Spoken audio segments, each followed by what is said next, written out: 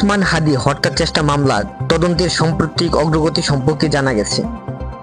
মামলা তদন্তে অংশ নিয়েছে ডিবি কাউন্টার টেরোরিজম ইউনিট টিটিটিসি এবং র্যাব। রাজধানীর বনলতা আবাসিক এলাকা থেকে হামলার ব্যবহৃত মোটরসাইকেল, হেলমেট এবং একটি ভুয়া নম্বর প্লেট উদ্ধার হয়েছে। শুরুতেই মোটরসাইকেলের মালিক সন্দেহে আব্দুল হান্নানকে গ্রেফতার করা হলেও পরবর্তীতে জানা যায় হান্নান ঘটনার অনেক আগেই মোটরসাইকেলটি বিক্রি করে দিয়েছে। ডিএমপির তথ্য অনুযায়ী উদ্ধারকৃত মোটরসাইকেলের মালিক তালিকায় হান্নানের নাম নেই। মামলার মূল আসামি ফয়সাল করিমের বাবা হুমায়ুন কবির এবং মা হাসি বেগমকে দক্ষিণ কেরানীগঞ্জ থেকে গ্রেফতার করেছে র্যাব। তারা আদালতে 164 ধারার জবানবন্দি দিয়েছে। ফয়সালের সহযোগী নুরুজ্জামান নোমানী ওরফে উজ্জ্বলকে গ্রেফতার করা হয়েছে। আদালত তাকে 3 দিনের রিমান্ডে পাঠিয়েছে।